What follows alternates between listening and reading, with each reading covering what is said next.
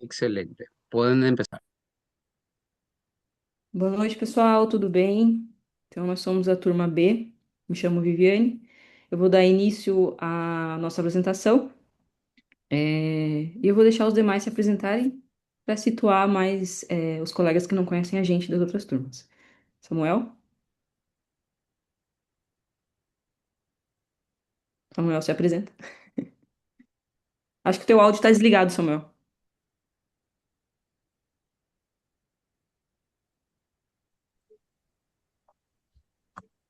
Sim, meu nome é Samuel Maia, sou da turma B, vou estar apresentando o tema do capítulo 25 do GAETO, regulação dos compartimentos de líquidos corporais, extracelulares e fluidos intercelulares e edema, junto com meus colegas que montamos essa linda apresentação para todos.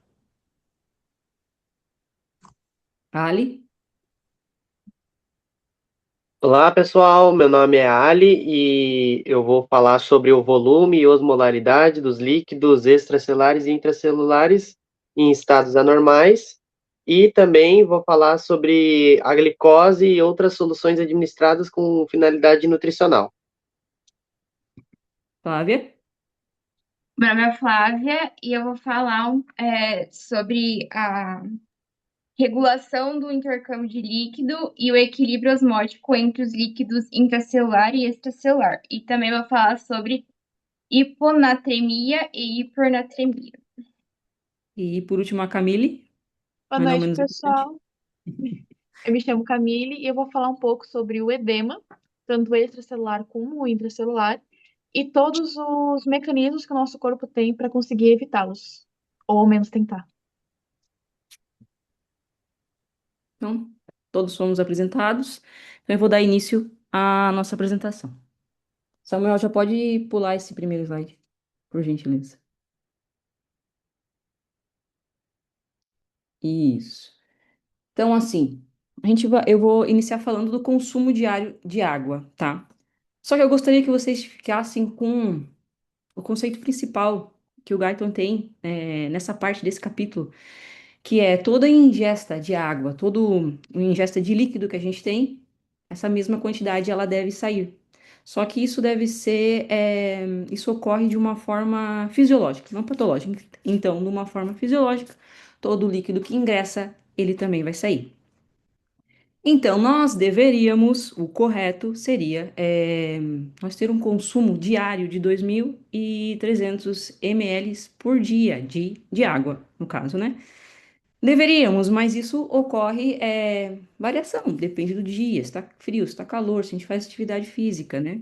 Depende das pessoas, mas essa mudança pode ser incluso, essa variação pode ser incluso, na própria pessoa, tá bom? E o que que ele traz aqui pra gente? Os dois locais, as duas formas, as duas fontes, de se obter essa quantidade de líquido, esse 2.300. Então, 2.100 ml a gente vai ter de líquido, que isso vai ser dependente da gente, né? De líquidos, tanto água ou outro líquido, e dos próprios alimentos que a gente consome durante o dia. Então, desses 2.300 que a gente deveria estar ingerindo, 2.100 vai vir desse consumo que depende da gente. Os outros 200 ml, ele vem através da oxidação de hidratos de carbono, que é o metabolismo do carboidrato, que já pelo seu nome já fala, né? Que ele é composto de água. E isso não como que a gente pode falar, não está tão ligado a nós mesmos, né? Não é a gente que está controlando isso. Isso é uma oxidação que ocorre do nosso corpo. Então, é daqui que vem esses 2.300 ml de água por dia que a gente tem que obter. Como entrou 2.300, a gente tem que entender que tem que sair os 2.300. Volto a falar numa forma fisiológica normal, tá? Pode pular, Samuel, para ficar mais conceitual. Isso. Só que a forma de se perder esses 2.300 líquidos, 2.300 ml de água, ele existe em vários mecanismos, ele não ocorre só, de uma forma só, tá? Então, o Guyton ele vai trazer a perda de líquido que ele é. Esqueci a palavra. Volta só pula um para mim. insensível. Obrigada. Pode voltar. A perda de água insensível, que a gente não tem muito controle sobre isso, tá? Então, a gente nem percebe que está perdendo isso. E essa soma vai dar 700 ml de líquidos perdidos, só que por dia. Só que desses 700 ml, 350 vai ser da nossa respiração. Do simples fato de respirar, a gente está perdendo esses 350 ml. Pela umidade do ar que entra, enfim, a gente vai estar perdendo esse valor. Desses 750, então, 350 vai ser só pela respiração. E os outros 350, eles vão ser da difusão de água pela pele, que não tem nada a ver com suor, tá, gente? Tanto é que pessoas que nascem sem as glândulas sudoríparas, elas podem também perder esses 350, tá? Agora eu gostaria que você pulasse só para eu passar ali a entender a parte do mecanismo da pele. O que que tá falando aqui? A pele, a gente não vai poder ficar perdendo uma quantidade absurda de água. Então a gente vai ter algo que vai proteger a gente para não ficar perdendo essa quantidade de água acima desse valor. Muito acima desse valor, no caso, né? Porque tudo aqui é variável, então pode se perder mais, pode se perder menos, a gente vai conversando sobre isso. Que é a capa cornificada. Ou seja, a gente tem essa proteção na pele. Em casos de pessoas que elas sofrem queimaduras severas, muito grandes, por exemplo, elas vão ter uma perda excessível desse líquido. É, Porque vão perder justamente essa capa, né? Ela vai ser prejudicada, então a gente vai estar perdendo. Incluso o Guyton traz que pode aumentar até 10 vezes, sendo acho que de 1 a 3 litros a mais que a gente vai perder se houver uma queimadura. Então, nós como médico, como o professor gosta de trazer a clínica, nós como médicos temos que de 3 a 5 litros, pessoal. A gente pode perder se houver uma queimadura. Então, como o prof gosta de trazer bastante clínica, nosso caso, como médicos, numa pessoa que ocorreu essa queimadura, a gente vai ter que fazer bastante hidratação, tá? Nessas pessoas. Pode voltar, Samuel, para de trás. Isso. Então, aqui nós vamos ter a parte do suor em si mesmo, que ele é muito variável, porque o livro traz na média que é 100 ml por dia. Só que o que ocorre? Suor é aquela coisa. A gente mora em Foz do Iguaçu, vive em CDE, sabe que ambientes que tem muito calor a gente vai suar mais. Então isso pode tá também variável. Incluso pode aumentar até 50 vezes, pode chegar a 5 litros perdidos. Claro que isso é patológico, né? Isso já é uma coisa extrema, mas pode ocorrer isso. E a gente vai ter uma regulação importante que vai ser os rins que vão fazer sobre essa perda de líquido, mas vamos falar mais para frente. A gente não vai adentrar muito para não invadir o espaço dos outros. Mas pode ocorrer essa variação bem alta, inclusive. As fezes também é uma forma de se perder. Então a gente vai perder em média também 100 ml. Porém, as fezes também é variável, porque a gente pode ter tanto uma diarreia, que pode aumentar essa perda de líquido, como uma constipação, tá? Então, tem essas duas formas que podem diminuir ou aumentar também esse valor. E o tema da nossa aula, que são os rins. O rim, ele vai excretar mais ou menos 1.400, por média, 1.400 ml por dia. Porém, o rim também tem algumas coisas que são variáveis. Por quê?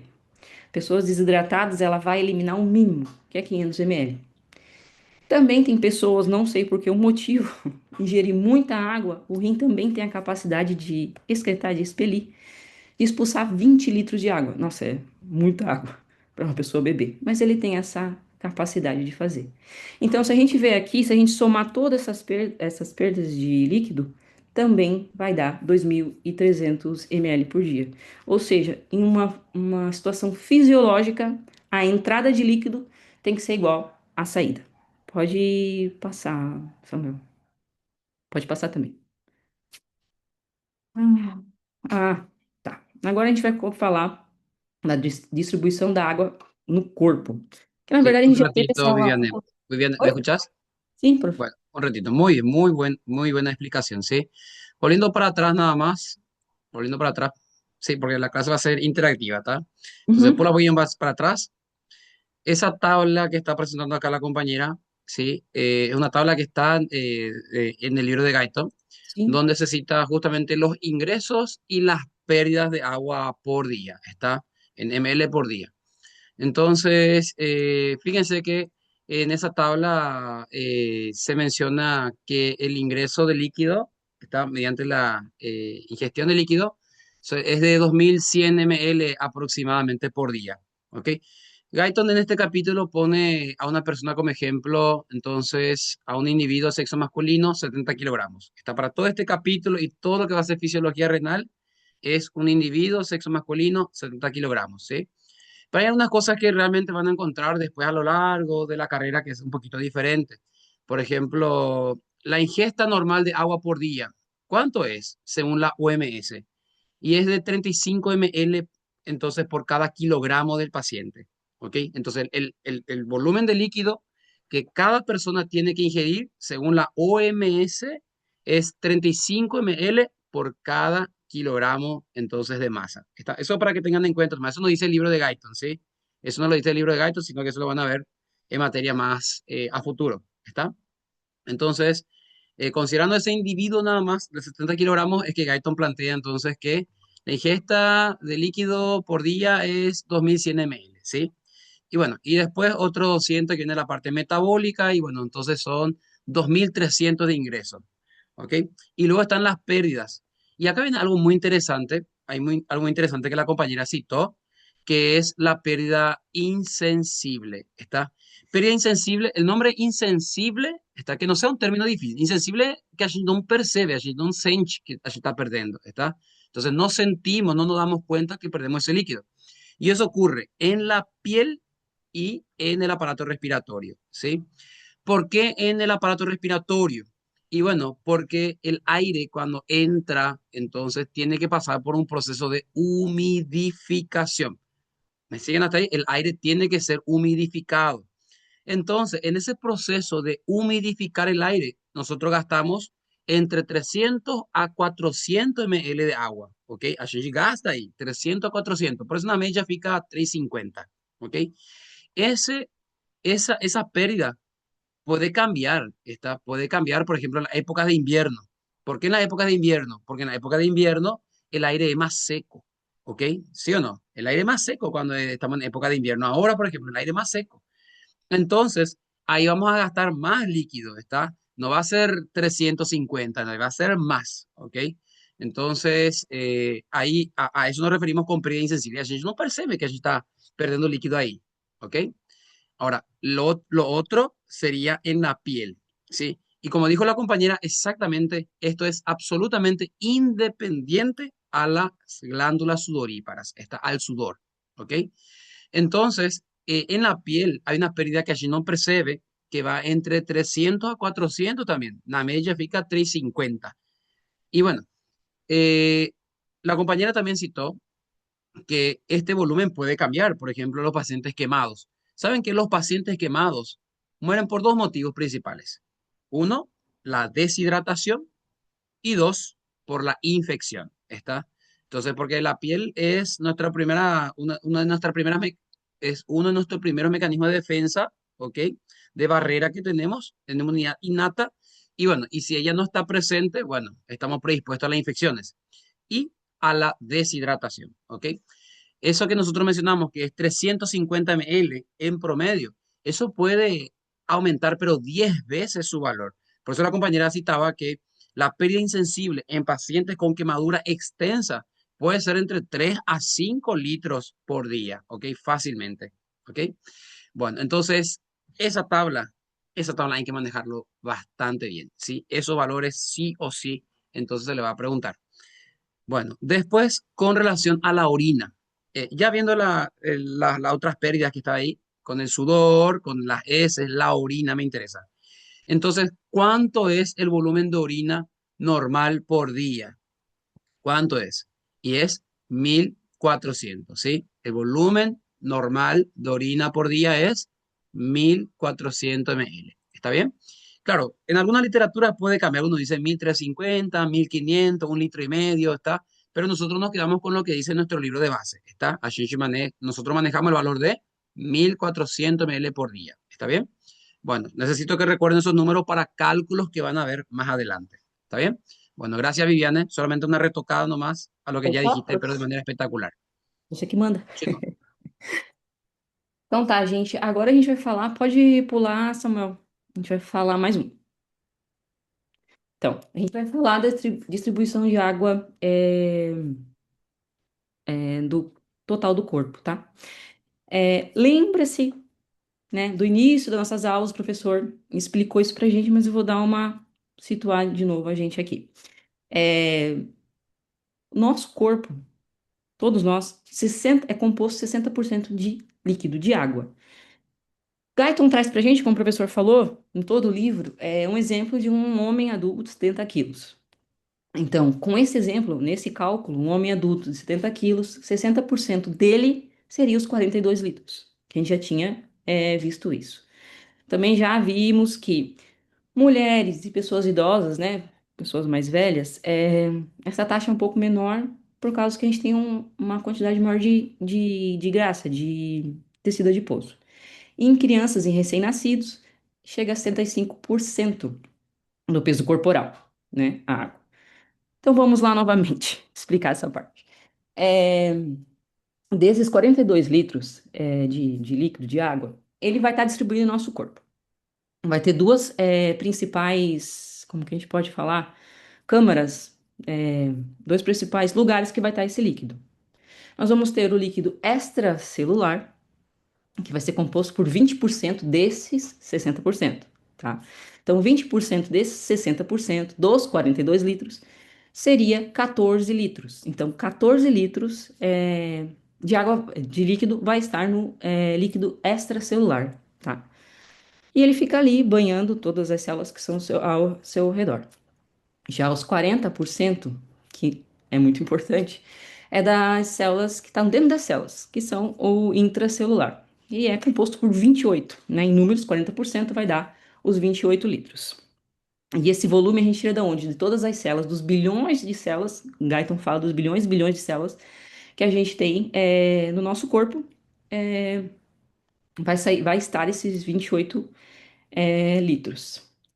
A gente vai dividir eles certinho, tá? Mas também falar do extracelular, porque ele tem duas subdivisões. Então eu vou explicar essa parte também que é bem interessante.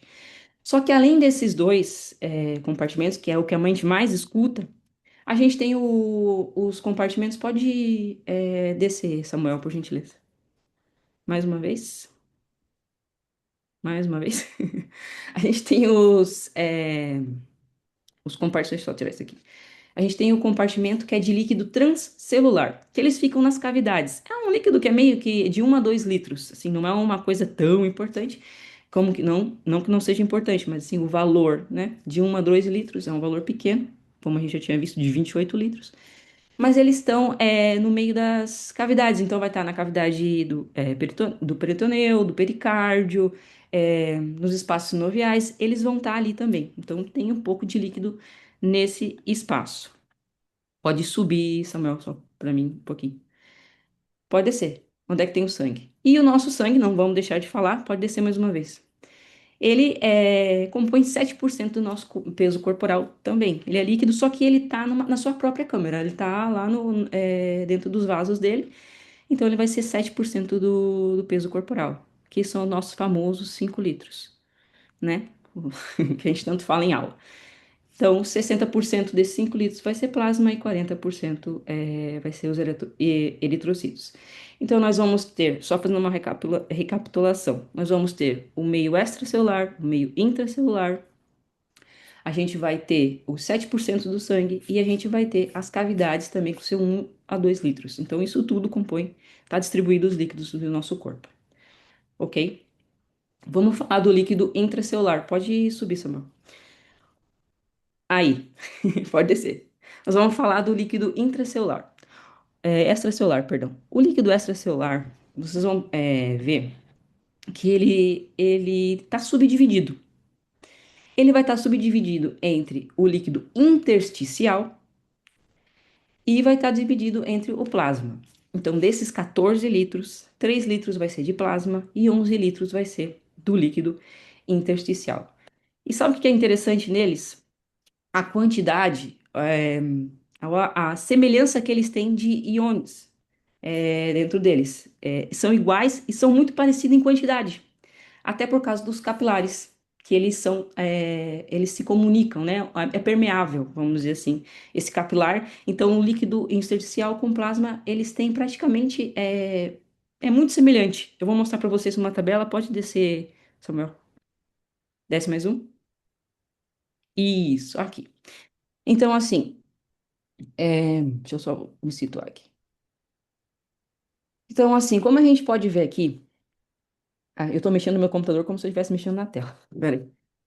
Como a gente pode ver aqui, no plasma, a gente vai ter 142 de sódio e no interstício a gente vai ser 139. O que eu quero dizer para vocês é que assim, é muito semelhante a quantidade de íons de um lado do outro.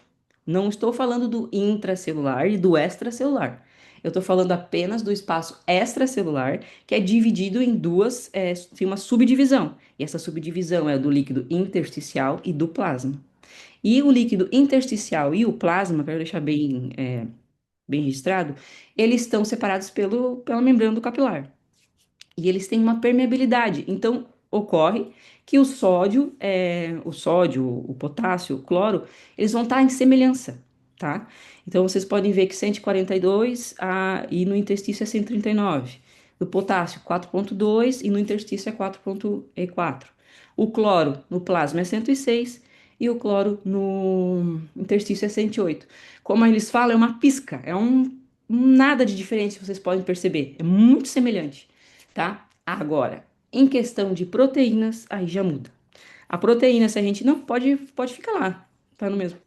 Em questão de proteínas, vocês vão ver que no plasma ele tem 1,2, já no interstício tem 0,2. Não vou abrir para perguntas, porque vai ficar muito pesado, que nem diz o professor, mas o que que isso ocorre? Porque a membrana do capilar, ele não é tão permeável para o plasma, perdão, para a proteína. Então, a proteína não vai conseguir sair, tá? Então, é por isso que vai ter mais proteínas dentro do plasma do que no interstício. Só que a proteína, ela tem uma carga negativa, né, negativa. Então, ela atrai íons de carga positiva. Ela é negativa, atrai carga positiva. Já o íons negativo, ela repele. Negativo com negativo, repele. Então, se vocês perceberem aqui, o 142 no plasma, ele é, ele é um pouco maior no plasma do que no interstício, justamente por ele ser positivo. E o contrário também ocorre. O cloro, ele vai ser, como ele é negativo, ele vai ser um pouco menor dentro do plasma e um pouco maior no interstício. E isso dá um efeito chamado efeito de Donan. Pode baixar, Samuel. Pode pular um. E isso vai gerar o efeito de Donan. E o Donan é justamente isso.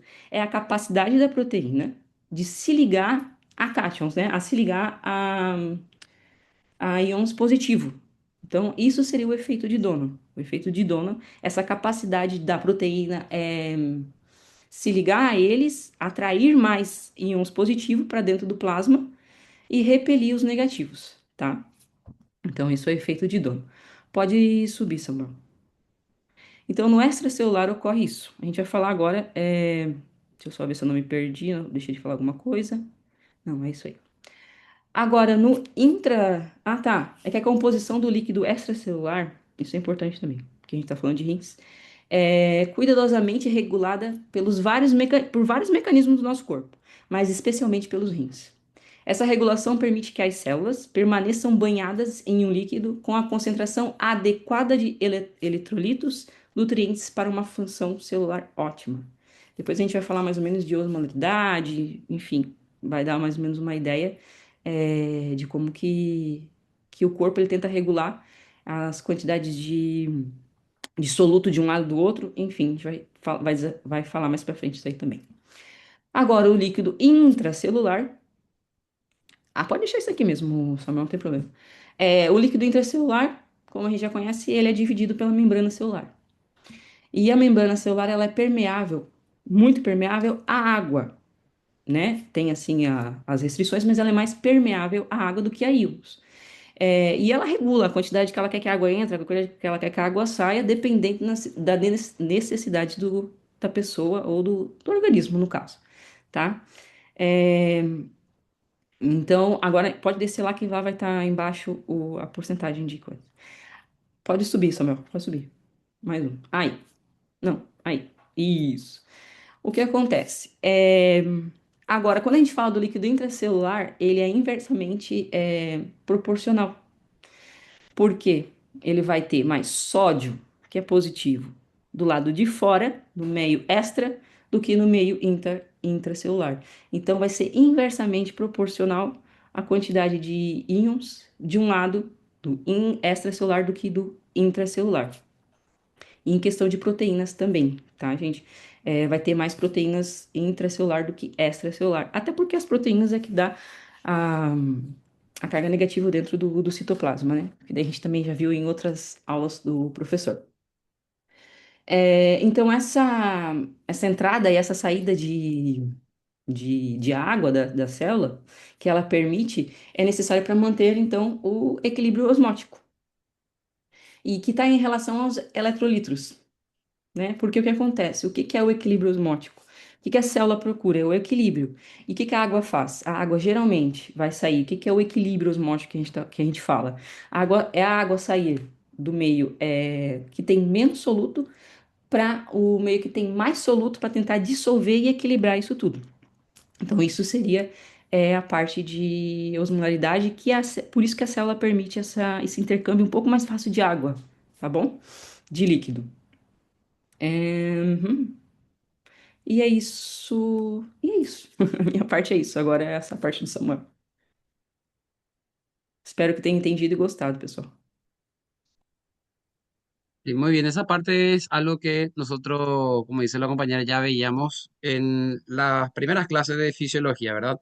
Entonces, cuando yo le hablaba ya de lo que es medio interno y le hablaba ya de las proporciones de los líquidos, también le hablaba ya de la composición de los electrolitos, ¿verdad? Entonces, es prácticamente como un repaso. Entonces, este primer capítulo, ese apartado que habla de los líquidos y los electrolitos, va a ser como un repaso para ustedes, ¿sí? Bueno, muy bien, gracias, Viviane. Graças, profe.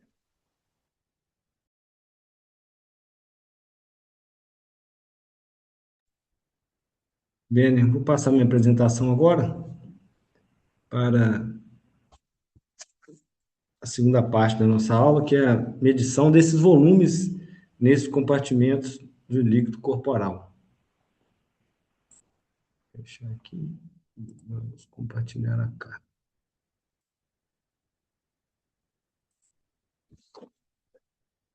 É importante a gente guardar esses compartimentos que foram descritos aqui, nessa primeira parte, apesar de a gente já ter conhecido no começo do período, em outros conteúdos também, em outras classes, né, em outras cátedras na faculdade, mas como medir esses volumes, né? E qual o segredo de achar esses números que foram apresentados para nós aqui, desses 60% do volume do nosso corpo ser líquido, né? Então, essa apresentação, ela detalha exatamente o princípio do indicador de diluição, que é um método fundamental na fisiologia para medir o volume desses diversos compartimentos de líquido corporal, né? É impossível, na clínica, a gente fazer essa medição direta, né? A gente tem apenas o conhecimento, talvez, de uma fração, quando a gente pode fazer a extração desses líquidos, mas o total nós não conseguimos medir. Nós conhecemos, então, através aqui, baseado no livro do Guyton, que é uma pessoa de 70 quilos, né? Acho que 1,80 m, que ele descreve também. Então, 60% desse peso compõe por líquido. Então, como podemos medir, né, e saber essa medida corporal, né, de cada volume, de cada compartimento? Bem, essa medição, ela se baseia no princípio da conservação da massa, que significa que a massa total dessa substância, que é um indicador que vai ser injetado, nós estamos vendo aqui que a massa A, ela vai ser injetada num compartimento, né, que está representado pelo compartimento 2, e ela vai permanecer após dispersar-se uniformemente por esse fluido. Então, nós vamos ter a diluição de um conteúdo conhecido, de volume e concentração, em uma área de massa que eu não conheço, e nós vamos fazer essa medição. Qual que é a fórmula matemática, então, dessa parte aqui? Né? Essa massa total, né, ela se baseia num princípio principal aqui, que é a conservação da massa. O que significa isso? Significa que a massa total dessa substância que foi injetada no compartimento, ela vai permanecer a mesma, porque ela vai ser igual à massa do compartimento que está sendo medido. Vamos ver na fórmula aqui. A fórmula matemática, né? Como é que então nós vamos calcular esse volume desconhecido? Eu conheço o volume A, que foi o que nós colocamos, tanto a massa quanto a concentração dele, e eu vou estar, como eu sei que a massa de A é igual a de B, com uma simples mudança aqui na fórmula, a gente vai poder ver aqui que se a gente mudar, né, e passar a parte da concentração de B para A, eu vou ficar com volume B, que é igual ao volume de A mais a sua concentração, como numerador, e como denominador eu vou ter a concentração de B. Então, eu vou saber qual que é o meu volume total aqui nesse recipiente. Vamos dar um exemplo aqui para a gente fazer esse com números para ficar mais claro. O exemplo fisiológico aqui, né? Nós injetamos lá no volume A, que nós conhecemos, 1 ml com uma tinção de 10 miligramas por ml. Então, essa dispersão nessa concentração, mantendo a conservação dessa massa, ela não vai dispersar para nenhum lugar, fora daquele compartimento, o final da amostra no plasma ela vai ser de 0,01 miligrama por ml. Aqui no volume, então, nós substituindo ela pela fórmula aqui, então, volume de A, 1 ml que nós colocamos, vezes a tinção, que é a concentração que foi colocada, eu tenho conhecimento desses valores, e nós sabemos, o exemplo aqui que nós estamos usando é do compartimento do plasma. Lembrando que a gente tem um compartimento de água total corporal, tem um compartimento intracelular, extracelular e o compartimento do plasma. Aqui nós vamos usar o exemplo do plasma. Então, dentro dessa fórmula aqui, nós vamos achar, então, que no compartimento do plasma eu tenho 1.000 ml ou 1 litro, né, de plasma nesse compartimento através dessa medição. Eu preciso, para usar essa fórmula, né, e usar esse método de medição direta, eu preciso de essas 3 regras, que são as regras do traçador. O traçador é exatamente esse indicador, essa substância, né, que ela vai ser colocada junto com o meu volume, né, e para que essa matemática ela seja aplicável, então o cálculo para ser válido é escolhido 3 requisitos básicos. A dispersão uniforme, então o indicador ele deve se espalhar por todo o compartimento de forma igual. A parte do confinamento restrito, né, ele tem uma exclusividade, então ele vai se dispersar apenas naquele compartimento que está sendo medido. E a estabilidade metabólica, esse elemento, né, além do volume que eu estou colocando, a concentração que nós estamos colocando também, ele não pode ser metabolizado, né, em nenhuma parte desse compartimento que ele vai estar sendo diluído. Se tiver um metabolismo, eu tenho que fazer uma outra medição do cálculo também desse valor, né? Eu tenho que compensar isso de alguma outra forma. Só para a gente entender assim, a importância, né, que foi apresentado pela Viviane na primeira parte, a gente ter essa consciência aqui, então, que nós temos quatro compartimentos, né? Nós estamos vendo quatro compartimentos aqui. Os 42 litros de água, que é o total do compartimento, dois compartimentos, que é o extracelular e o intracelular, e no extracelular tem uma subdivisão, que é o plasma e o intersticial, né? Então, o plasma com 3 litros, o intersticial com 11 litros e o intercelular com 28 litros. Sendo que 40% é os 28 litros, 20% são os 14 litros aqui do extracelular. Vamos também ter que ter atenção aqui, né, nessa parte da arquitetura aqui desses líquidos corporais, nessas duas membranas, na membrana capilar e na membrana celular. Porque quando for fazer essa medição, esse indicador, né, que vai ser usado, essa substância, né, que vai ser colocada, ela tem que ser permeável ou não permeável em cada uma dessas separações aqui, para que a minha medição cumpra os requisitos aqui, da dispersão uniforme, do confinamento e a estabilidade metabólica. Então, a medição direta da água, que são os nossos 42 litros, né, como padrão fisiológico que nós estamos usando aqui. Essa medição da água utiliza um indicador que se mistura com toda a água do corpo e é uma água radioativa.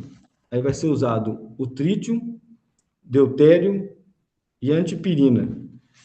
Esses três elementos, eles atravessam todas as membranas, que eles são muito lipossolúveis, então eles vão atravessar todas as membranas facilmente. Para fazer essa medição, então, da água corporal total, ele vai usar esse aí, e ele não tem nenhuma barreira limitante para ele poder fazer essa penetração. E vamos usar a mesma fórmula, né, que nós vimos aqui anteriormente, que é a fórmula de volume, e que é igual a volume de A vezes a concentração A dividido pela concentração B, que vai ser o nosso denominador.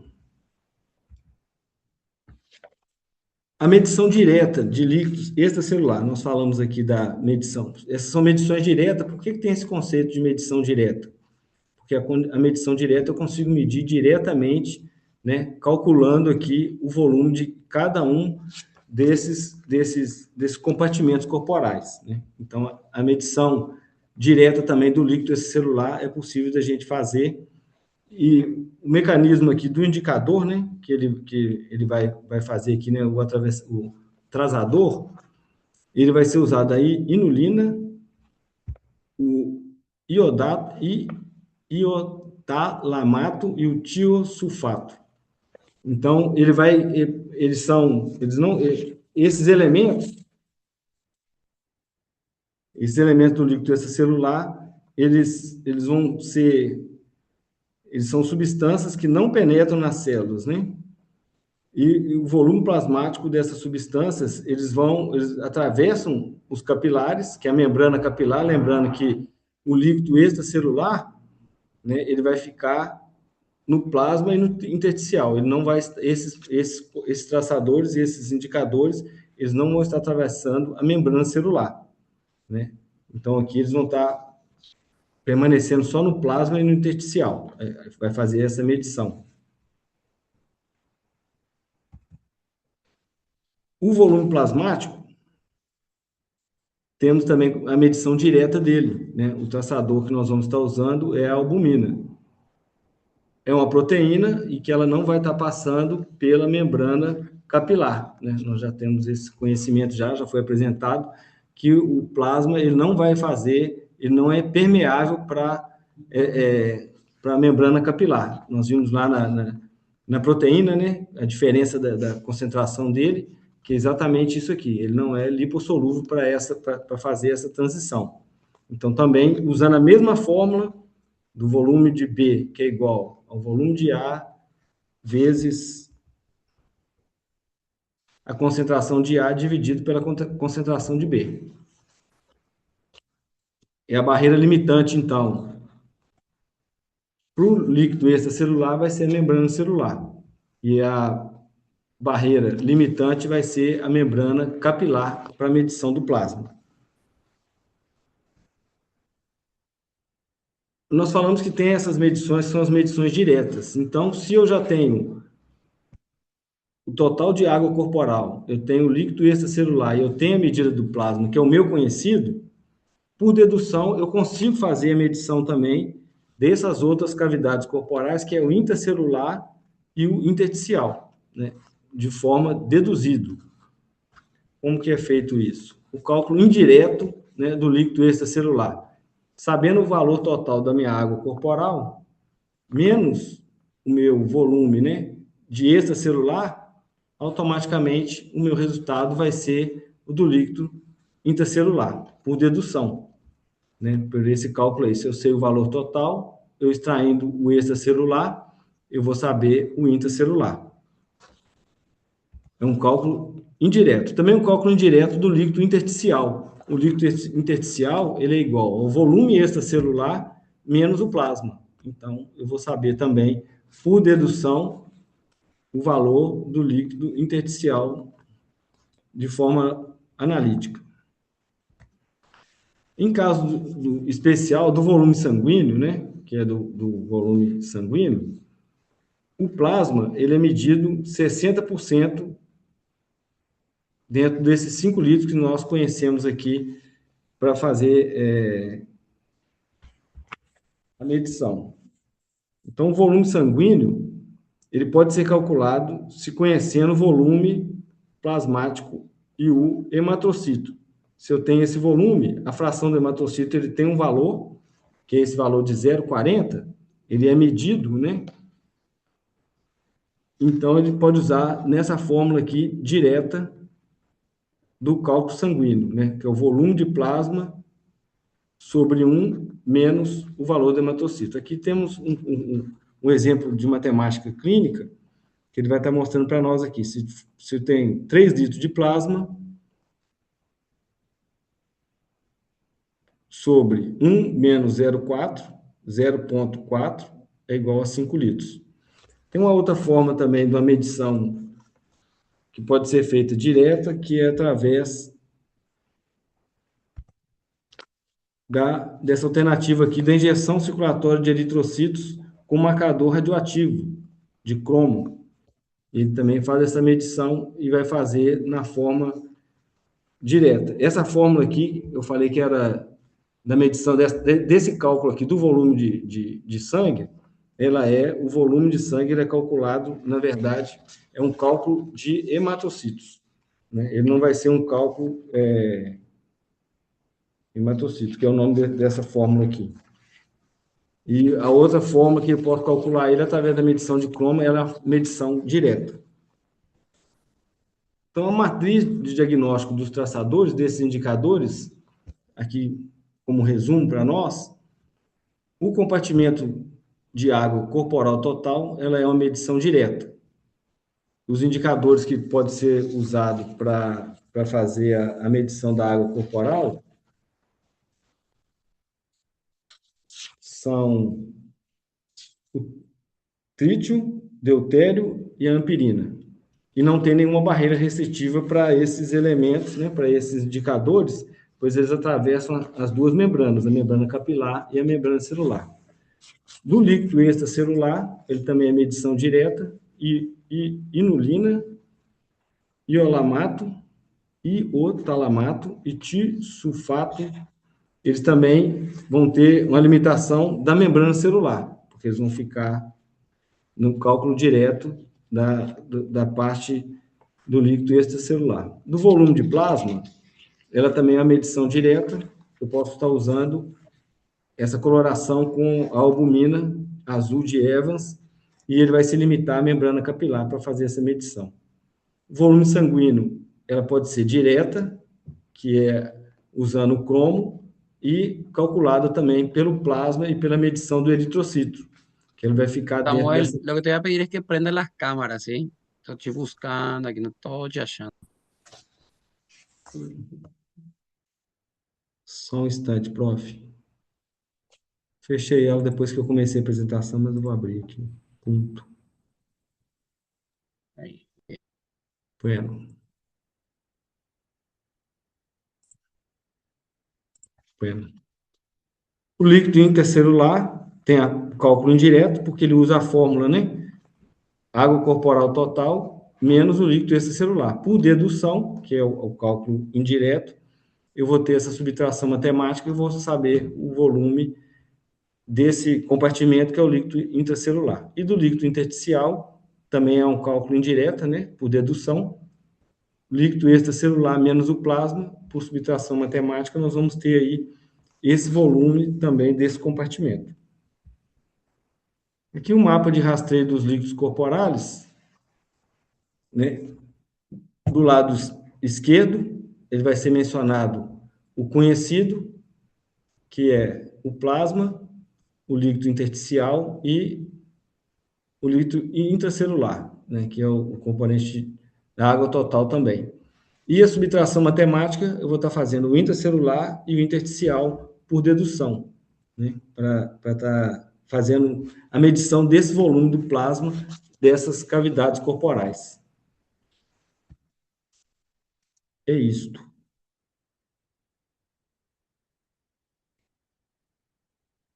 Algum complemento, prof? Não, não, estamos bien ahí. Bene? Agora é o nosso amigo Ali. Sou eu, Samuel. Ah, é a Flávia, perdão.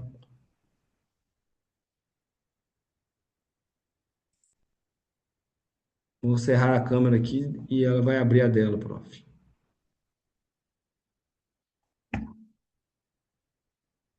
Propagandas. Tira isso.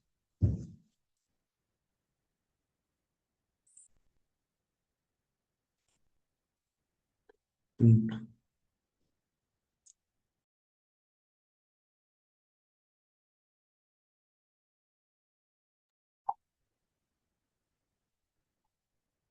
Tá certo? Assim?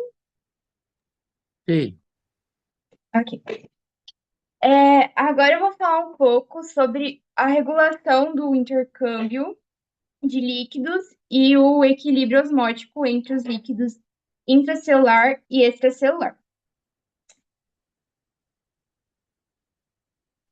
Como a Viviane já falou no começo, essas são as porcentagens que o livro do Guyton traz em relação aos nossos líquidos corporais, com referência a um homem de 70 quilos. De 70 quilos, isso.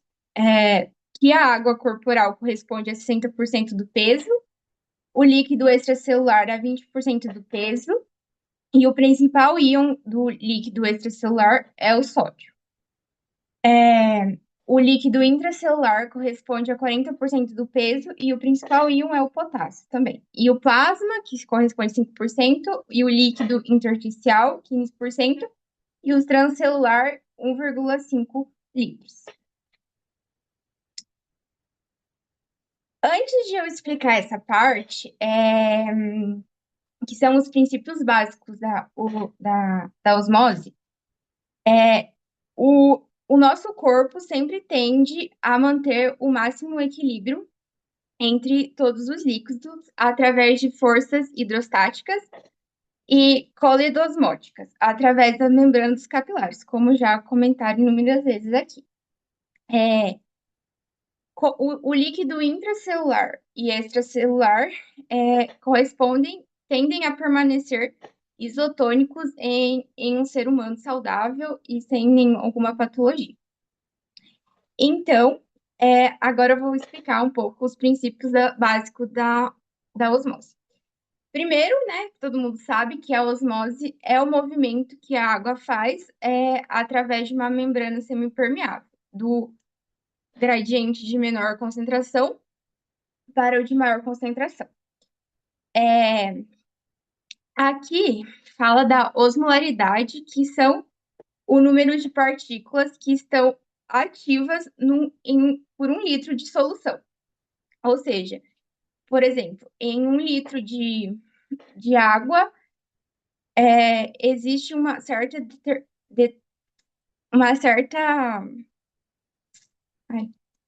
uma certa solução que está ali ativa, por exemplo, o soro fisiológico, que as partículas do soro fisiológico estão ativas naquela concentração de água. E tem a osmolaridade, que o próprio livro do Guyton explica que, na prática médica, eles meio que são sinônimos, mas na teoria não são sinônimos, porque é muito mais fácil calcular partículas por quilo de água, que é a osmolaridade. E abaixo tem a fórmula que calcula quão por cento é a osmolaridade de certas soluções. E existe a tonicidade também, que é quanto aquela solução está sendo ativa e quanto ela está trabalhando. E a pressão osmótica é a força que impulsiona o movimento através da água nas membranas semipermeáveis, propriamente dito.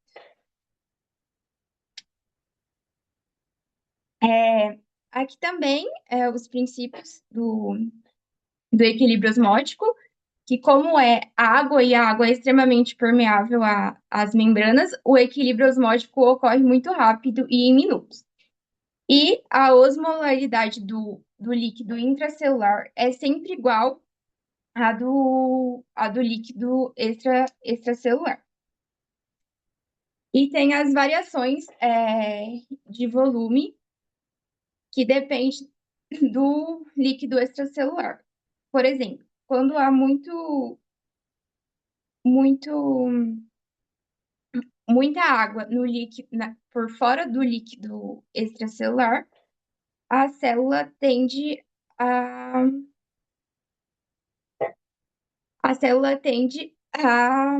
encolher. E, ao contrário, ela incha, que é chamado de hiposmótico e hiperosmótico. E como o sódio é o íon principal do líquido extracelular, a adição de cloreto de sódio faz com que aumente a osmolaridade plasmática e faz com que aconteça maior saída de água e assim a célula encolhe.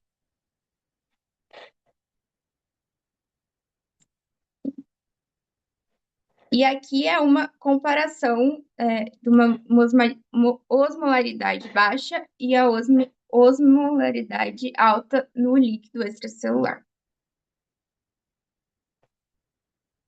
Por enquanto, a minha parte é essa.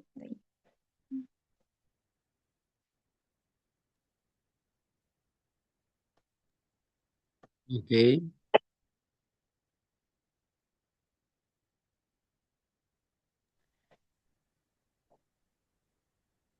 A ver si se recuerdan, estas son cuestiones que nosotros habíamos visto ya también en las primeras clases, ¿recuerdan?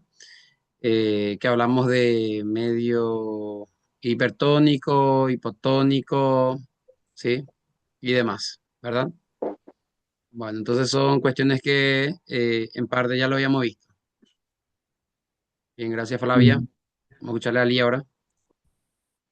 Ai, meu Deus do céu. Vamos lá. Pessoal, eu vou falar sobre o volume e osmolaridade dos líquidos extracelulares e intracelulares em estados anormais. Pode passar, Samuel, por favor? Existem vários fatores que podem causar mudanças importantes no volume dos nossos líquidos extracelular e intracelular. Entre eles, os mais importantes aqui, que eu deixei para vocês, que basicamente são todos que cita no capítulo, seria a retenção renal, a ingestão excessiva de água, sudoração aguda, soluções intravenosas, desidratação, enfim. Com isso, pessoal, a gente tem que saber o quê? Que as variações nos volumes dos compartimentos e nas intervenções necessárias podem ser entendidas, pode ser entendida de uma forma mais simples a questão dos líquidos corporais, os princípios básicos. E, Samuel, pode passar para mim, por favor? Bom, para a gente entender o conteúdo, a gente precisa relembrar dessas duas partes aqui que a gente já viu. Primeiramente, a gente vai falar que o quê?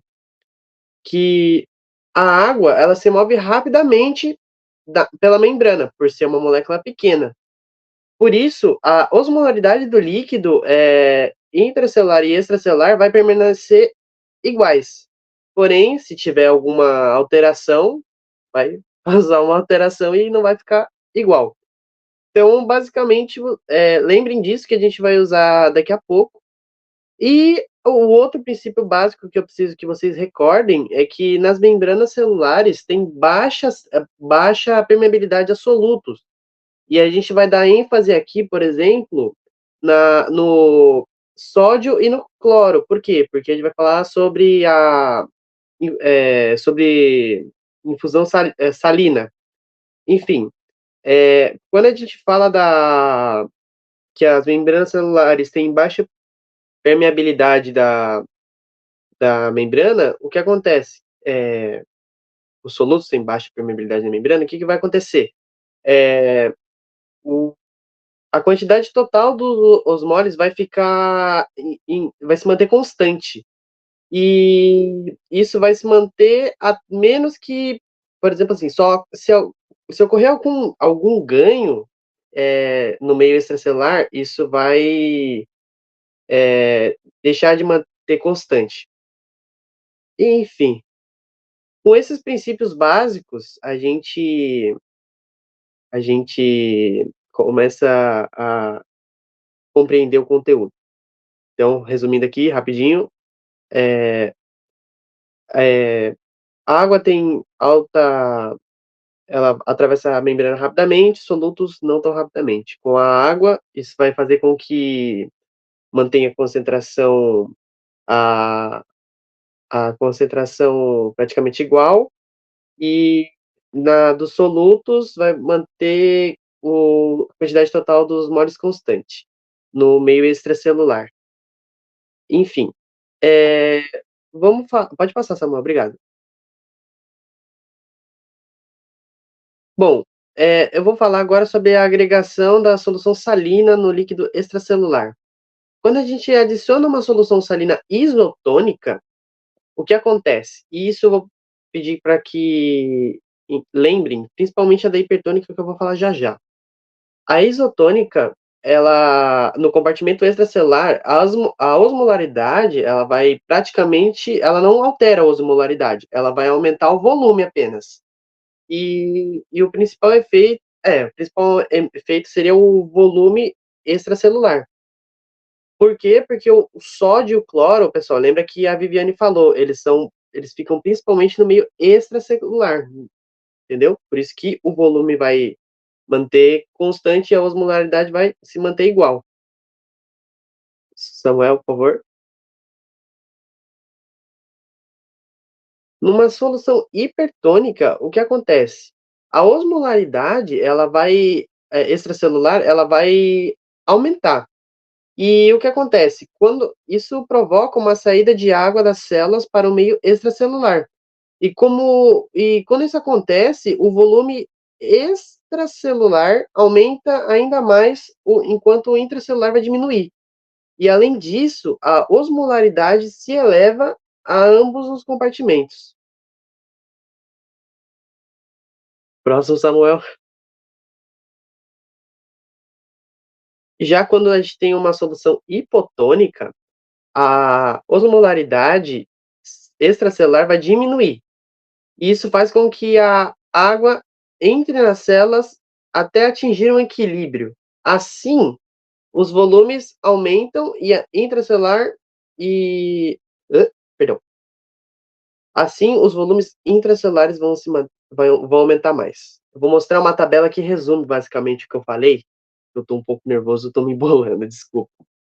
Enfim, aqui basicamente a isotônica vai aumentar na extracelular, o líquido intracelular vai se manter igual, a osmolaridade vai se manter igual.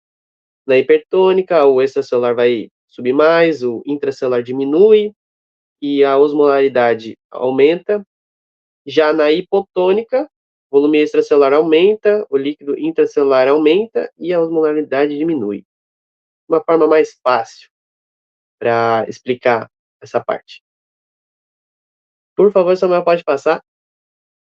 Bom, agora eu vou falar os cálculos de mudança de fluidos e osmolaridades após a infusão hipertônica. A gente vai usar como exemplo a infusão de 2 litros de cloreto de sódio, cloreto de sódio, o NaCl, que vai ser de 3% a um paciente de 70 quilos e uma osmolaridade inicial de 280 miliosmoles litro. Samuel? Bom, o primeiro passo, que seriam as condições iniciais, se define com o quê? O líquido extracelular vai corresponder sempre a 20%, enquanto o intracelular a 40%, como a Viviane falou. Com isso, a gente sabe que o valor dos litros, por exemplo, do líquido extracelular, vai ser de 14 litros.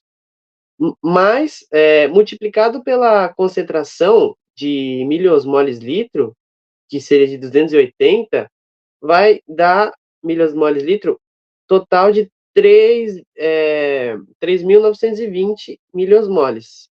Já no líquido intracelular, o que vai acontecer? Vai ser 28 litros. Multiplicado por 280 miliosmoles litro, vai dar 7.840 miliosmoles. E no total, no corpo, como são 42 litros, tanto intra e extracelular, com a concentração de 280 miliosmoles, vai dar um total de 11.760 miliosmoles. Bom, a gente falou das condições iniciais. Agora a gente vai falar do efeito imediato da infusão de 2 litros de NaCl. O que acontece? A solução em 3% contém 30 gramas, a solução salina a 3%, ela vai conter 30 gramas por litro de NaCl, enfim. Com o peso molecular de 58,5 gramas mol. E isso é equivalente a cerca de 0,5128 mol por litro. E em 2 litros, isso vai virar 1,0256 mol. E como cada mol gera 2 osmoles, são adicionados aproximadamente 2.051 miliosmoles no líquido extracelular. E quando isso acontece, o volume extracelular vai aumentar para 16 litros, os solutos sobem para 5.971, ali está escrito, e a osmolaridade fica em 373 miliosmoles litro. E nesse momento não vai haver o equilíbrio, então o intracelular não vai mudar. E o volume total vai passar a ser, de 44 litros, né, vai passar a ser 13.811. Enfim, pode passar, Samuel?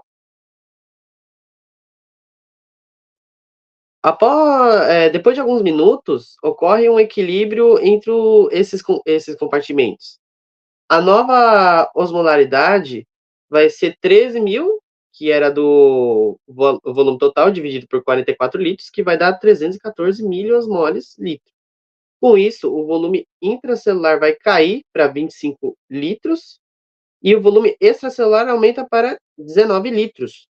E isso ocorre porque o NaCl permanece no meio extracelular. Por quê? Porque ele não consegue atravessar a membrana. Voltando aqui para repassar, é basicamente o que eu tinha falado sobre a solução hipertônica, que a osmolaridade extracelular ela vai aumentar, isso vai provocar uma saída de água das células para o meio extracelular. E lembra que a água atravessa a membrana facilmente? E com isso, o volume extracelular vai aumentar mais, enquanto o intracelular vai diminuir, e além disso, a osmolaridade vai se elevar em ambos os compartimentos. Enfim, é, nesse exemplo que foi do paciente de 70 quilos, que o Guyton sempre gosta de passar, ele mostra que a solução hipertônica ela não só aumenta o volume extracelular, mas também ele vai puxar a água das células, reduzindo o volume intracelular.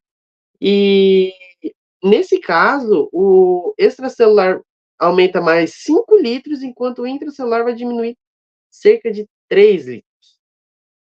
Enfim, próximo tópico vai ser sobre a glicose e outras soluções administradas com a finalidade nutricional.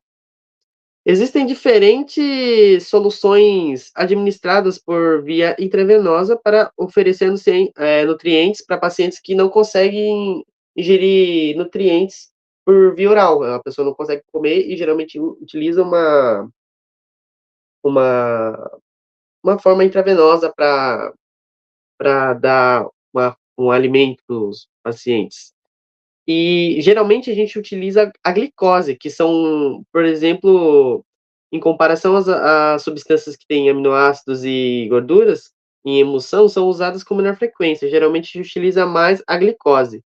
Essas soluções geralmente têm osmolaridade próxima à osmolaridade isotônica, que se chama o que era, meu Deus do céu, era iso, isotonicidade, alguma coisa assim. E são administradas lentamente para evitar a alteração desse equilíbrio osmótico dos líquidos. Pode passar, Samuel, por favor? Após o metabolismo da glicose e de outros nutrientes, costuma sempre ter um excesso de água no organismo, principalmente porque grandes volumes são administrados, quando grandes volumes são administrados. E em condições normais, os rins eliminam o excesso, elimina como? Através da urina diluída, vai urinando e vai mantendo o equilíbrio hídrico daí. E em uma solução salina de glicose a 5%, quase era isosmótica. É muito usada no tratamento de desidratação e pode ser administrado por via intravenosa sem causar nenhum inchaço.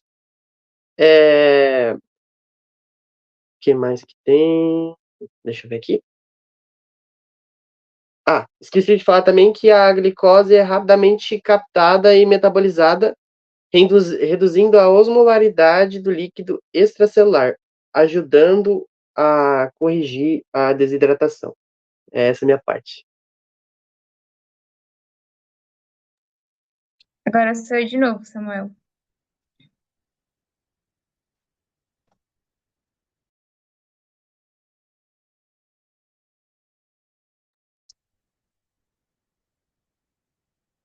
Agora eu vou falar um pouco sobre o que o excesso de sódio pode causar, mas também o que a falta dele pode causar no nosso organismo. É mais pra frente.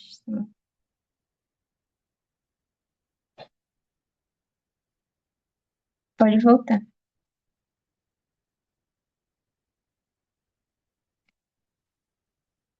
É na outra. Na outra. Mais pra frente. Aí. Aí. Isso. Então, a falta de sódio no nosso organismo pode levar a hiponatremia, que é quando os níveis de sódio diminuem muito no nosso sangue. Pode ser causada por vômitos ou por diarreias,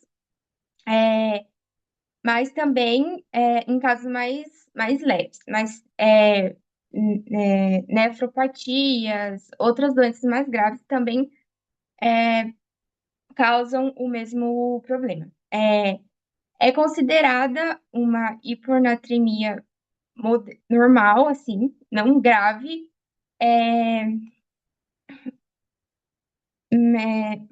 menor que 135 mEq por litro, e grave é abaixo de 125.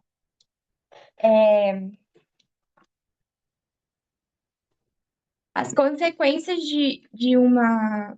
dessa hipernatremia, ela pode ser muito profunda, tanto nos tecidos quanto em órgãos, principalmente no encéfalo. Porque a rápida perca do sódio no plasma pode causar náuseas, problemas, sintomas neurológicos, né? E edemas nas células encefálicas, porque pode causar náusea, cefaleia, desorientação, e algo assim. Mas quando ela é grave, pode causar inflamação encefálica e pode levar a problemas neurológicos permanentes. E às vezes, em alguns casos, pode levar até a morte. O tratamento precisa ser aplicado, as soluções que possuem o sódio precisam ser aplicadas de maneira lenta, porque se aplicada tudo de uma vez só, pode levar ao dano do encéfalo, dos neurônios encefálicos, no caso, que eles perdem a baía de mielina, porque porque o encéfalo perde a capacidade de reabsorver esse íon se aplicado de uma maneira muito rápida. A dose que até o próprio Guyton traz é que precisa ser de 10. Acho que o meu tá um pouco desatualizado, porque o meu é uma edição passada. Mas na minha tá falando de 10 a 12 mols por litro em 24 horas e menos de 12 mols por litro em 48 horas. Essa velocidade lenta faz com que o encéfalo seja capaz de voltar à sua atividade normal. Pode passar, Samuel. E essa é uma das causas mais comuns de ter a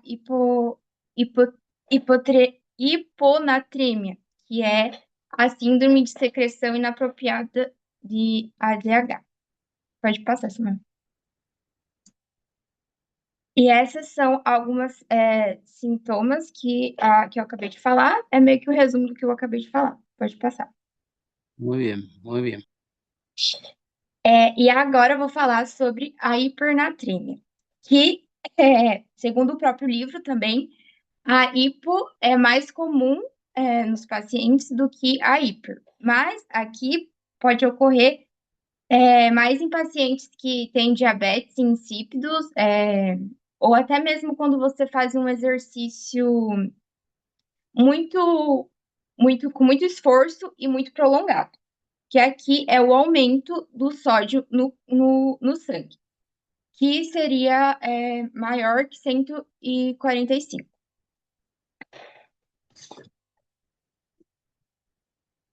Aqui também precisa ser de um jeito, o tratamento de ser de um jeito lento também, e a hipernatremia causa uma sede intensa e estimula a secreção do hormônio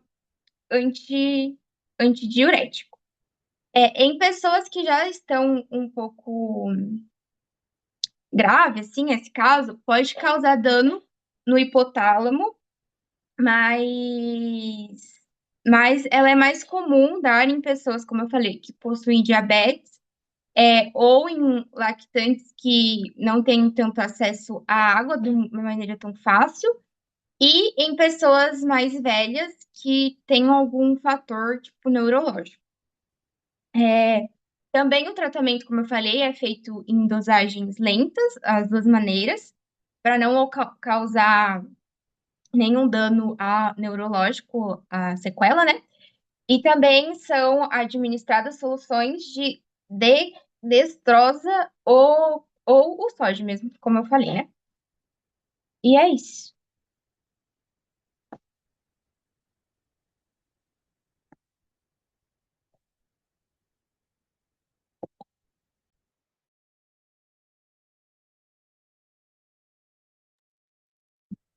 Estas son una de las primeras cosas que van a ver en fisiopatología cuando lleguen. ¿Sí? Cuando lleguen de fisiopato, una de las primeras cosas que van a revisar son alteraciones del medio interno. Y ahí en alteraciones del medio interno van a ver hiponatremia, hipernatremia, hipopotasemia, hiperpotasemia, hipocalcemia, hipercalcemia y bueno, hipocloremia, hipercloremia.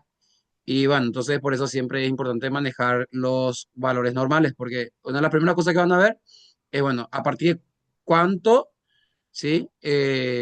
O sea, sodio por debajo de cuánto es considerado hiponatremia o sodio por arriba de cuánto es considerado hipernatremia. Entonces, los valores de referencia siempre son importantes. Bien, ¿qué más tenemos? Bom, gente, agora eu vou falar um pouquinho para vocês sobre edema. Samuel, podia compartilhar para mim, por favor? Obrigada. Pode já passar. Então, gente, o que que é um edema? Um edema nada mais é do que um excesso de líquido nos tecidos corporais, seja no meio extracelular, que é o mais comum, como no meio intracelular. Pode passar. Um edema intracelular, que também é chamado de tumefação, ele pode ser causado por 3 processos mais comuns. O primeiro, como a Flávia já comentou, é a hiponatremia. O que acontece nesse caso? O sódio vai baixar no meio extracelular. Com uma diminuição da concentração de sódio, através do processo de osmolaridade, de um processo de osmose, o nosso corpo vai tentar buscar o equilíbrio entre o meio extracelular e o intracelular. Dessa forma, a água vai entrar através da membrana para dentro da célula, gerando um edema intracelular. Esse edema ele pode ocorrer através de uma intoxicação por água, que seria ali, acredito, tomando mais de 20 litros de água, que o nosso rim não dê conta de expulsar essa água, então teria que ser para mais de 20 litros de água. Também pode ser causado por uma síndrome de secreção inapropriada de ADAT, insuficiência renal ou cirroses. A segunda maneira de ser gerado um edema intracelular é através da depressão dos sistemas metabólicos.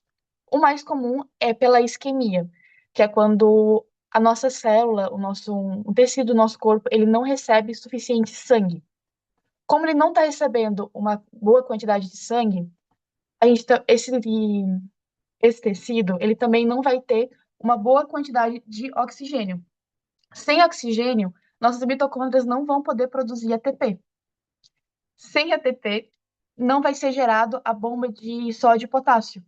Assim, o sódio vai se ver concentrado dentro da célula e, novamente, a gente vai ter, pelo processo de osmose, o nosso corpo tentando buscar o equilíbrio entre o meio extracelular e o intracelular. Então, vai entrar uma grande quantidade de água dentro da célula. Nesse caso, a gente tem como um exemplo de como podendo acontecer um infarto, um acidente vasco-cerebral, isquemia de extremidade, também chamada de gangrena isquêmica. E o terceiro ponto que a gente tem é a falta de nutrição celular, que segue mais ou menos a mesma linha da depressão do sistema metabólico, onde por alguma falha no nosso metabolismo, no metabolismo da nossa célula, não vai ser produzido ATP, gerando um déficit na bomba de sódio e potássio, pela falta da produção de ATP. Isso acontece em isquemia, hipóxia, hipoglicemia grave, desnutrição severa, dano mitocondrial ou diabetes mellitus. Pode passar, Samuel.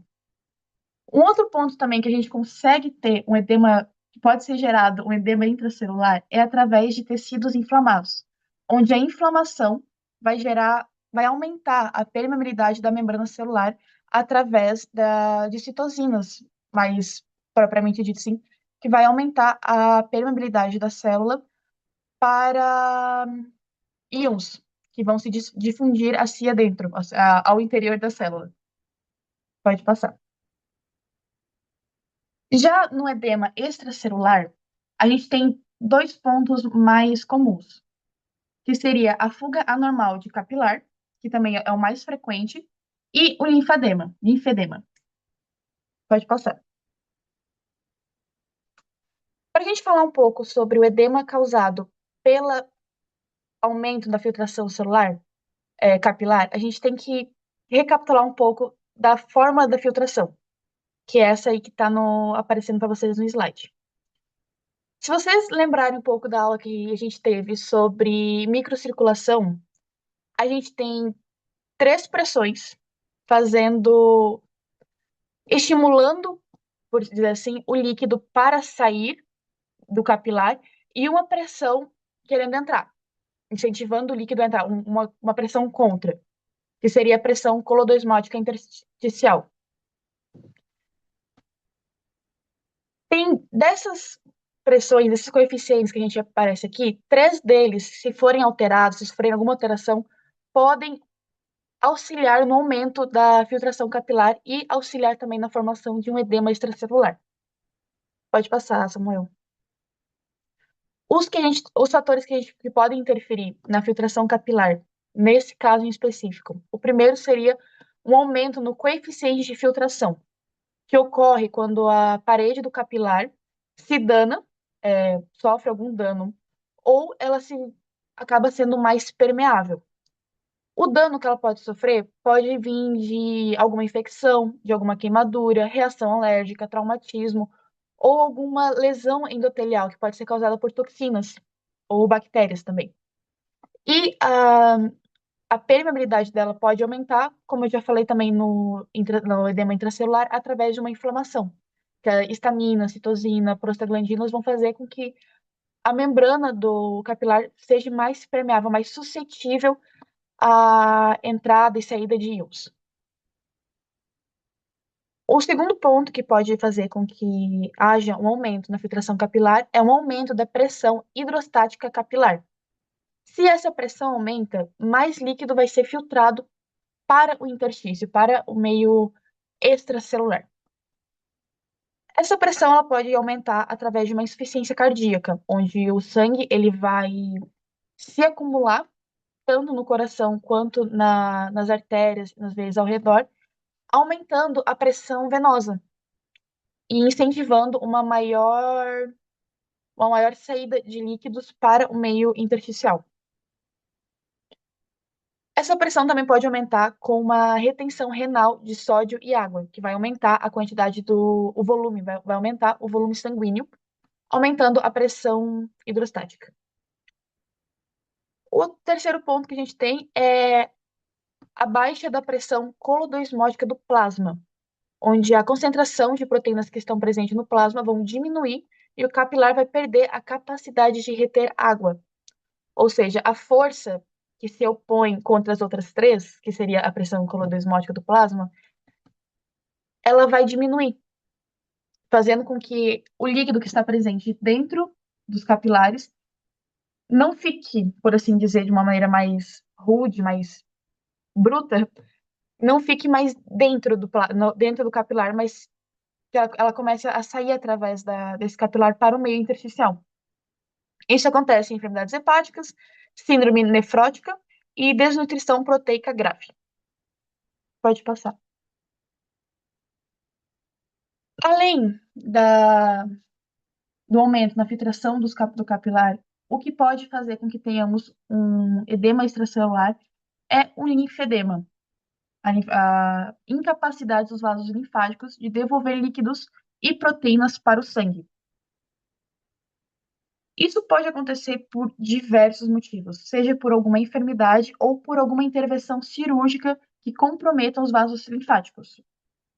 De enfermidades, a gente tem diversas que a gente pode citar, mas uma que o próprio Guyton fala muito, que ele dá uma ênfase interessante, é o câncer de mama, que também ele puxa um pouco da própria enfermidade e a intervenção cirúrgica. Por quê? No câncer de mama, o tumor ele está localizado, em alguns casos, muito próximos aos gânglios sentinelas. Então, ao fazer a retirada do tumor em de uma cirurgia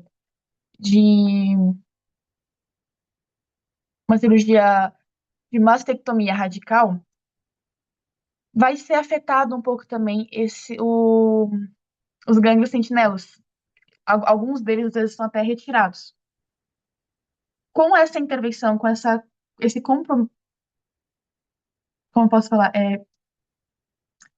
Com essa cirurgia, com essa intervenção cirúrgica, os vasos linfáticos eles vão ficar comprometidos e não vão conseguir fazer uma filtração correta, devolver corretamente os líquidos do meio intersticial e as proteínas para o sangue.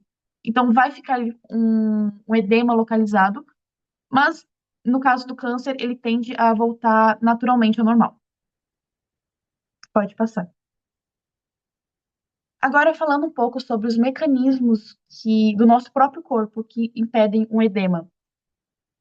O nosso corpo, ele possui 3 mecanismos principais que vão, em conjunto, de uma maneira em conjunto, eles vão tentar impedir que um edema ocorra. Esses mecanismos são a baixa distensibilidade do interstício, um aumento do fluxo linfático e o lavado de proteínas intersticiais. Pode passar. O primeiro mecanismo, para a gente poder entender ele, tem que primeiro fazer uma recapitulação do que é o interstício. O interstício, ele não é só um líquido extracelular. Não é só a água que está ali do lado de fora das células. Ele também é composto por fibras de colágenos e proteoglicanos. Essas fibras e esses proteoglicanos, eles vão, pelas palavras do próprio Guyton, estruturar o líquido de uma maneira que a água que está no meio extracelular, ela fique em uma forma de gel. Esse gel, ele vai, em condições normais, ele vai ter uma pressão negativa de menos 3 miligramas por mercúrio. De certa maneira, por ele ter uma pressão negativa, esse líquido ele vai fazer meio que um processo de uma leve sucção, que vai estar constantemente, assim, meio que sugando um pouco de água para o meio extracelular, para o interstício. Em casos em que esteja tendo uma grande quantidade de água saindo para o interstício, o que vai acontecer? Pelo interstício não ter uma baixa distensibilidade, ou seja, ele não se distende, ele não tem um processo de distensão, ele vai ficar mais que fixo. Então, a partir do momento que vai saindo água em excesso além do normal, a pressão, aos poucos, ela vai se envolvendo mais positiva, chegando mais a zero. Por quê? Porque o intestino está fazendo uma pressão contra essa água que está chegando. Enquanto isso acontece, esse mecanismo ele pode aguentar até chegar à pressão de 0 graus, 0 milímetros por mercúrio, perdão. Então, ele aguenta 3 milímetros por mercúrio a mais da pressão. A partir do momento que ele chega a 0 e começa a se envolver positivo, o tecido ele vai se distender para não poder estourar, que vai ser quando apresenta um edema extracelular. Só que junto com esse mecanismo, a gente também tem um aumento do volume de drenagem linfática. Pode passar, Samuel.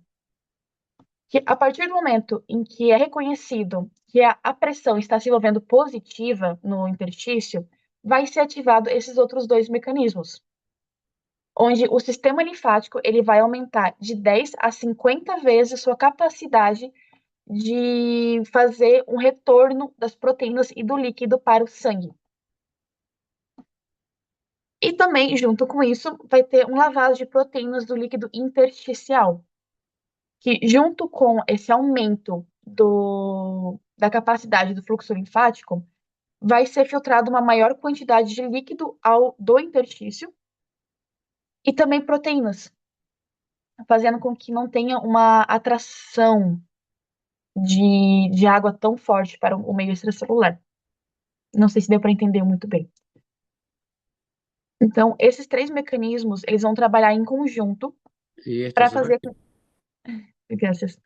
Eles vão trabalhar em conjunto para fazer com que, para impedir que haja a criação de um edema. Em conjunto, esses 3, eles pode passar, Samuel. Em conjunto, os 3 mecanismos, eles vão conseguir proteger, assim, aproximadamente a uma variação de 17 milímetros por mercúrio antes que realmente apareça um edema clínico significativo. Ou seja, antes que realmente apareça um edema que vá começar a ser problemático para o nosso corpo. E é basicamente isso, gente. Aqui está um resumo de tudo que eu falei. E se vocês possuem alguma dúvida, tanto sobre o meu conteúdo quanto o conteúdo que os meus companheiros passaram para vocês, por favor, perguntem. A hora é agora. Aproveitem que ainda tem a presença do nosso professor. Muy bien, ¿dónde están mis expositores? Acá, mis presentadores. Sí, a ver, a ver, a ver.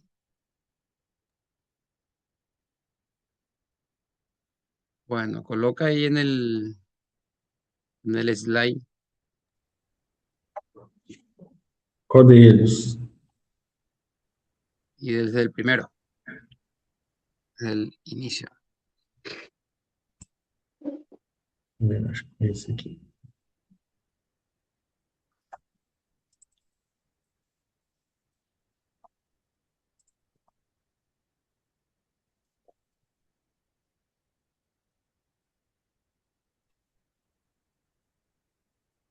Já está. Eso, perfecto. Bueno, acá le veo a Samuel, Camile, está Flavia, Viviane y está Ali también. ¿Sí? Bueno, entonces, a ver, ¿a a qué nos referíamos con pérdida insensible del agua? ¿Qué es la pérdida insensible del agua? A ver, si alguien me puede resumir entonces. Vou É responder. perecível. Perdão, pode falar. Não, fala você, porque como eu dei aula vai ficar meio óbvio. Não, mas você é a dona. Não, pode falar. Fala, pode falar, Samuel. Perecível pela pele, né? Os 350 ml. Mesmo que não tenha a glândula sudorípara, ele vai fazer essa perda, né? É que a perda insensível ela vai ter a parte da pele e também vai ter a parte da respiração em si. Respiração. Mas o que ela quer dizer mesmo é que é uma coisa que a gente não tem. Não é um controle nosso, é uma coisa que é meio que imperceptível. Não é um. A eso, justamente a eso, a lo que no percibimos, sí. Isso, é algo que passa naturalmente com a gente não tá percebendo, não temos controle sobre isso. ¿Y esa pérdida insensible se puede modificar ante algunas situaciones, sí o no? ¿Puede variar? Pode, prof, pode ir em tempos mais frios, por causa do tempo seco, referente à umidade, né? E também patologias como queimaduras da Perfecto, pele. ¿sí? ¿Y será que la fiebre también puede interferir en esto? Prof, assim, pela febre eu pensaria mais ou menos em aumentar a permeabilidade da membrana, aumentar a permeabilidade de perda de água. Entonces, ¿aumenta? Vai aumentar por causa da temperatura. Correcto. Entonces, otra situación donde aumenta la piel insensible a través de la piel también es el aumento de la temperatura corporal. Está en los cuadros entonces febriles, ¿sí? Eh, ¿Leyeron algo sobre líquido transcelular? O líquido transcelular é aqueles das cavidades, prof? ¿Cuál, por ejemplo? Da cavidade peritoneu, pericárdica, aquelas que são em menor volume, né? De 1 a 2 litros. Perfecto. Entonces, bueno, ¿a qué se refiere el líquido transcelular? Se refiere a ese líquido que está presente en las cavidades, como por ejemplo en los líquidos sinoviales, en el líquido peritoneal, en el líquido pericárdico, está el líquido cefalorraquídeo, que totalizando todo eso, ¿cuánto sería el líquido transcelular, Viviane? Mais ou menos de 1 a 2 litros, prof. 1 a 2 litros, ¿sí? Entonces atienda con eso. ¿Cuánto es el líquido transcelular? Entonces normal es 1 a 2 litros. ¿A qué se refiere? Se refiere a esa cavidad que citamos, ¿sí? Entonces sinovial, peritoneal, está pericárdico, cefalorraquídeo, ¿sí? Excelente. ¿Cuál es la principal fuerza física que determina el movimiento de agua entre líquido intracelular y extracelular? Posso responder? Senão eu vou Principal responder. fuerza, principal fuerza física que determina ese movimiento de agua entre el medio intracelular y extracelular. A osmolaridade, prof, a água? ¿Cómo? O equilíbrio da osmolaridade, a água? Eh, Professor, os, os, Pressão osmótica? pressão Osmose? osmótica, ósmosis. porque Perfecto, muy bien. a água Ósmosis. se move por osmoses. Eso, perfecto. Y eso, claro, hay otras fuerzas también que van a determinar, pero yo pregunté la principal, ¿está? Entonces, la fuerza física que determina de forma, o sea, de manera más importante ese movimiento del agua es la ósmosis, ¿sí? Bueno, a ver, eh, ¿cuál es la principal vía por la cual eh, se pierde agua de forma diaria en condiciones normales? Por la Principal urina? vía por la cual el cuerpo humano pierde agua, entonces, de forma diaria en condiciones normales. ¿Sí? Urina. Urina, Orina. Perfecto. ¿Cuánto? 1.400, prof. 1.400 1400 ¿qué? ml. Por dia. ml, Ml litro. por día. Ml ¿Sí? por dia. Perfecto. Sí, eso en realidad es un valor promedio, pessoal. Es un Bien, valor bien. promedio. ¿Sí? Nosotros después en otro grupo vamos a profundizar de dónde viene ese número. ¿Está? Professor, Sí. eu acabei, na passada, acabei meio que, eu tinha estudado o tema errado, aí eu meio que aprofundei nessa parte, e é algo que a gente vai usar na próxima aula, que a Sí o sí, urina, no por eso. Exactamente. Mira, yo le cuento algo, ¿sí? Yo le cuento que el riñón sano y normal por día está filtrando 180 litros. 180 litros. ¿Ok? Mas yo no pero 180 litros. ¿Está? Porque ocurre un proceso de reabsorción y demás que después los compañeros van a explicar en otra presentación. Y bueno, y al final terminamos nosotros eliminando por la orina solamente 1 o 2% de ese valor. ¿Ok? O sea, unos 1400 ml por día. ¿Sí? Pero e fíjense que una cuestión que es importante, anoten de ahí, anoten, ¿está? Que incluso sin ingerir agua, ¿sí? El riñón sano y normal está obligado a producir por lo menos 500 ml de orina por día, sí o sí. ¿Ok? Tomando agua o no tomando agua, el riñón sí o sí sano y normal tiene que producir 500 ml de orina por día. ¿Ok? Bueno, porque justamente eso va a ser un criterio que se usa para hablar, un criterio para hablar de insuficiencia renal. ¿Está? Cuando lleguen a insuficiencia renal o injuria renal, van a ver que un criterio es justamente una producción de orina por debajo de 500 ml por día, ¿sí? Entonces, un riñón sano y normal, por lo menos, tomando o no tomando agua, tiene que producir 500 ml por día, ¿sí? Bueno, eso es importante. Otra pregunta, ¿qué significa ADH? Porque citaron por ahí ADH, una é hormona ADH. a No, a ver, hormona antidiurética, hormona ou antidiurética. conhecida como vasopressina também. Perfecto, vasopresina. ¿Quién lo produce, Ali? É a hipófise, tanto a pituitária, a ¿La hipófisis o el neurohipófise. hipotálamo? Hipotálamo. Perdão, hipotálamo e ela é acumulada na neurohipófise. Perfecto, lo produce el hipotálamo y después se acumula en la neurohipófisis y ahí es Sim, liberado, ¿sí? Va a sim. haber un grupo más adelante que va a contar cuáles son los mecanismos para cual se tiene que liberar entonces esta hormona y eso va a ser una pregunta de examen sí o sí. ¿Cuáles son los estímulos para liberar la ADH? Ahora todavía no les toca a ustedes presentar eso, pero un grupo más adelante va a contar, ¿ok? Ah, Y la ADH es una hormona que actúa en el riñón, en el túbulo colector, para que ocurra reabsorción de agua. Ya les cuento, otro grupo va a presentar que los túbulos colectores normalmente no reabsorben agua, ¿ok? Pero si la ADH llega ahí y actúa sobre él, ellos van a mostrar unos canales de agua que tienen escondidos que se llaman canales de aquaporina. Y ese sí va a hacer que comiencen a reabsorber agua, ¿ok? Bueno, pero de esa hormona vamos a hablar más adelante. Bueno, vamos a poner aquí ya para dejar de grabar.